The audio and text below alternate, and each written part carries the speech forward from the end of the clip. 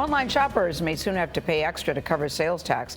The Supreme Court ruled yesterday that states can now force online retailers to charge a sales tax even if the company doesn't have a physical presence in that state.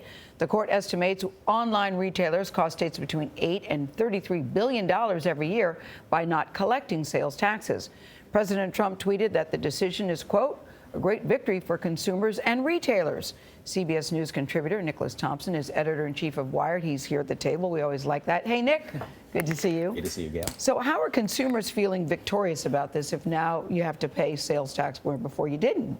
I think this is generally a good move. I did not understand Trump's tweet. I don't know why it's good for consumers. Okay. Consumers will pay more taxes. I mean, consumers will benefit. We don't like paying more taxes, Nick Thompson. States will have more money and they will build better roads. I suppose that's how we'll benefit from it. Mm-hmm. Although that's surprising for a Republican who tends to want lower taxes just in all instances normally. But that's not the question. What's this going to change for retailers? So what it means for retailers is that online, more people will charge more taxes in more locations. So there will be more of a parity, right? There are a lot of people who argue that one of the reasons Amazon has done so well is that they haven't had to collect sales taxes over the last 20 years. Amazon now does, to a large extent, collect them, but this has been a real boon for online retailing, and so you can say it's been one of the things that has helped push brick-and-mortar retailing into so many problems. So this will help the brick-and-mortar stores at the expense of the online stores. In fact, one of Amazon's biggest competitors, Walmart, says this decision is going to close that loophole. Yeah, it will close that loophole and make it fair. The thing is, we're now 20 years past the point where that was a big reason people shopped online. People don't shop online because they don't have to pay sales tax. It's a small benefit. Convenience. The reason you do it is convenience, the data, and all of that. So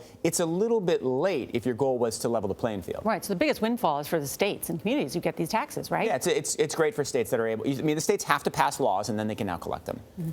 What am I doing if I'm paying online? Am I now going to start paying more everywhere? Yeah, I mean, you do probably pay some sales taxes on some purchases on some stores, and you would just pay a higher percentage on more stores. I mean, one of the things that's super interesting is why did this even go to the Supreme Court, right? This should have been a congressional matter. Congress just has not been able to sort this out over the last 25 years. And that was actually the big thing that the Supreme Court was debating was, should we even be deciding this? Does this violate the Commerce Clause? So it's really interesting that this important legislative matter came to the court instead of Congress dealing with it. So you look at it as a fair decision. That's what you're saying. I think it's a reasonable decision that will make taxes clearer. Like, I think stores should have the same tax burdens, whether you're online or whether you're, a physical location. I think it makes it clearer. I think it makes it fair.